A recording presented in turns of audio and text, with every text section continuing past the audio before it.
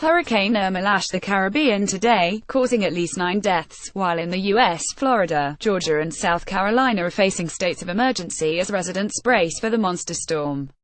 The storm, called extremely dangerous by the National Hurricane Center (NHC), currently has sustained winds of 180 miles per hour and even higher gusts.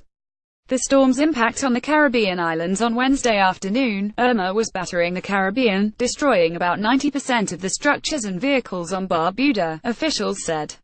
In St. Martin and St.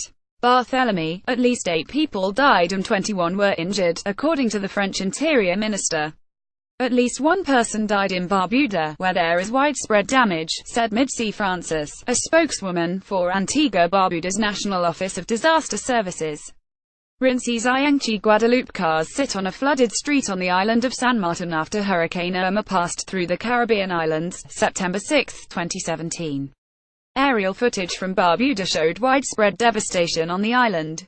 Gaston Brown, Prime Minister of Antigua and Barbuda, described the damage on Barbuda as unprecedented and called the island barely habitable. Irma, which is approximately 450 miles wide, has had sustained winds of at least 180 miles per hour for a longer period of time than any other Atlantic storm on record. As of 2 a.m. ET on Thursday, Irma was about 140 miles north-northwest of San Juan, Puerto Rico and moving west-northwest at about 16 miles per hour.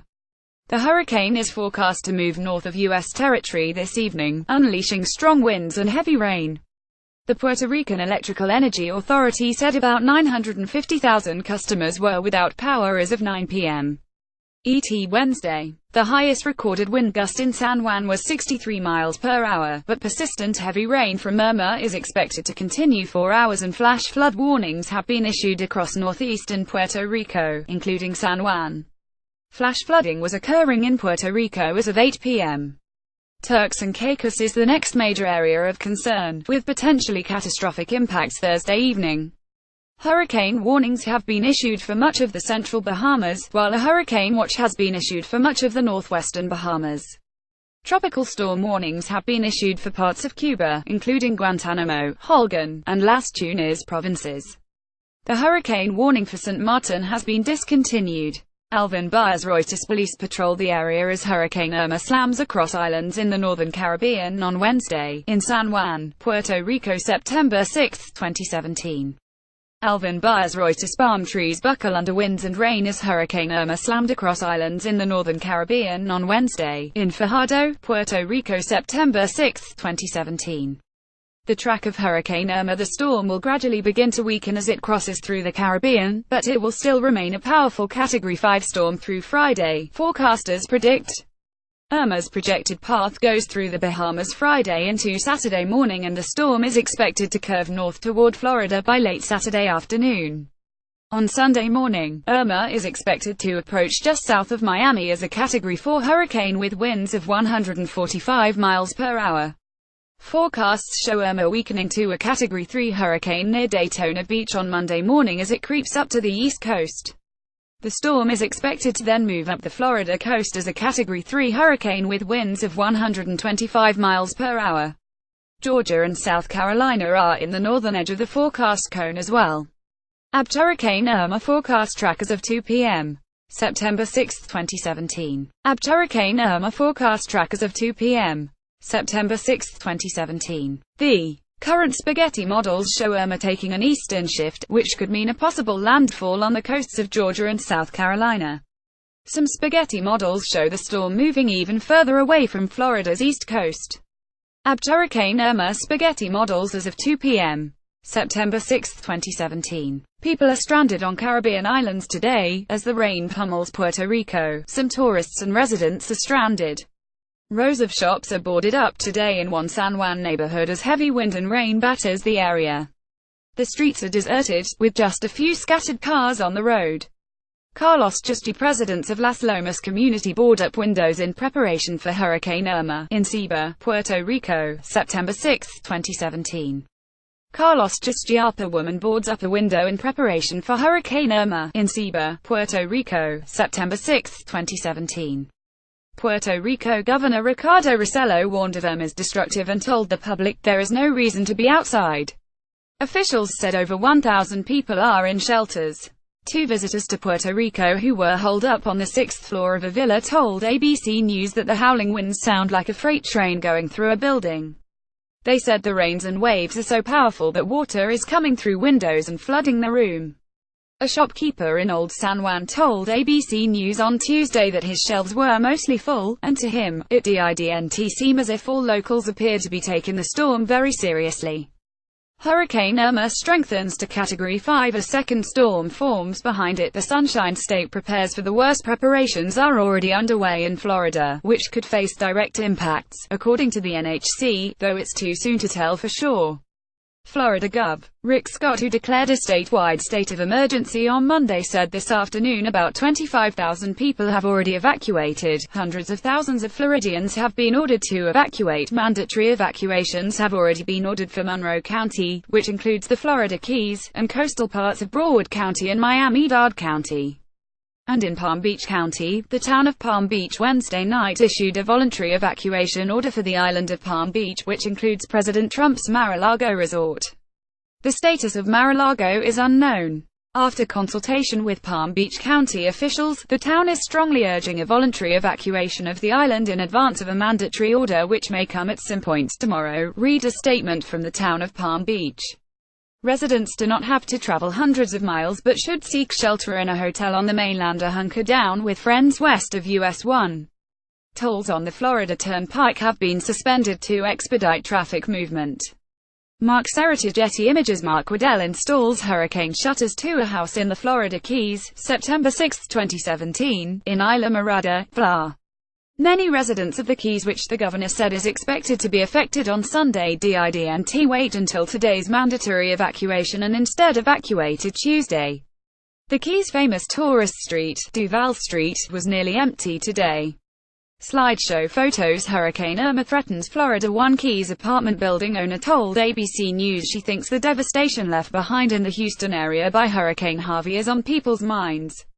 She said nearly all of her tenants have evacuated, and SHES encouraging them to do so, explaining that this storm is different. Some Keys residents told ABC News they are preparing to stay, but they aren't ruling out evacuating if necessary. They say they are monitoring the forecast and will make a decision Thursday or Friday. On Wednesday evening, Miami-Dade County Mayor Carlos Jimenez declared mandatory evacuations in the county's barrier islands, including Miami Beach, Coconut Grove and much of Coral Gables. On Good Morning America today, Scott warned that Irma could be worse than Hurricane Andrew, which devastated the Sunshine State 25 years ago.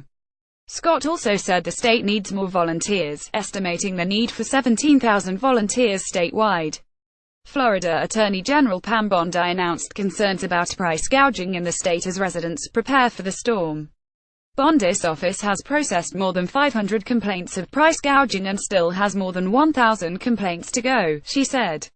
Most of the complaints are coming from South Florida and are having to do with the prices of food, water and ice, Bondi said. The Attorney General said the state's residents are particularly susceptible to price gouging because of its large senior population. To avoid shortages, Gov. Scott orders residents to only take what they need. Scott urged people to be prepared but to also take only what they will need. 3 days of water per person, 3 days of food, he said. Take enough but take only what you need, don't take more. Joe Radler, Getty Images. People purchase plywood at the Home Depot as they prepare for Hurricane Irma, September 6, 2017, in Miami. Joe Radler, Getty Images. People wait in line to purchase plywood at the Home Depot as they prepare for Hurricane Irma, September 6, 2017, in Miami. Or at Bonez's Zimmer Press splash canned food shelves at Walmart in Fort Lauderdale, Florida, September 5, 2017, while residents stock up with groceries in preparation for Hurricane Irma. ABC News was at a Miami megastore where people were lined up for hours hoping to get water. Even after store officials came outside to say there was no more water, the line continued to grow. Another nearby store opened at 6 a.m. today, and by 6:08 a.m., the water was sold out. Long lines are forming all over Florida for gas, and in Miami and West Palm Beach, more than 25% of gas stations are out, according to Gas Buddy. The Florida governor's office said the state is moving as much fuel through the system as fast as possible and is prepared to survey and coordinate fuel supply and resupply along evacuation routes. The state said emergency fuel contractors have secured 1.5 million gallons of fuel for initial delivery and confirmed that additional fuel supply is on standby for future deliveries. Other states in the South prepare for Irma. In Georgia, states of emergency have been declared for 6 coastal counties, as Gov. Nathan Deal in a statement urged Georgians in the affected counties to remain vigilant and be prepared. South Carolina Gov. Henry McMaster has also declared a state of emergency for his state, saying today, "South Carolina is fortunate to have time to allow us to prepare for Hurricane Irma's potential landfall, and it is important that families and individuals in vulnerable areas use that time to review safety plans in case they are needed." 3 hurricanes are currently churning in the Atlantic. Jose, another storm following behind Irma on a similar path, was upgraded today from a tropical storm to a hurricane. With 75 miles per hour winds, the Category 1 storm could be near major hurricane strength on Friday. No watches or warnings are currently in effect, though residents of the Leeward Islands should monitor the storm. Hurricane Cartier is currently forming in the southwestern Gulf of Mexico, according to the National Hurricane Center. As of 5 p.m., it was moving southeast at 3 miles per hour and has maximum sustained winds of 75 miles per hour. The Mexican government has issued a hurricane watch for the coast in the state of Veracruz from Tuxpan to Laguna Verde, according to the NHC. Brown is looking to evacuate the entire island of Barbuda, about 1,600 residents, in the event that another hurricane strikes. ABC News' Max Colombo, Lindsay Janis, Joe Benetis, Melissa Griffin, Josh Hoyos, Sam Wnek and Ben Stein contributed to this report. Editors note this story has been updated to reflect that Hurricane Irma did not make landfall on Barbuda.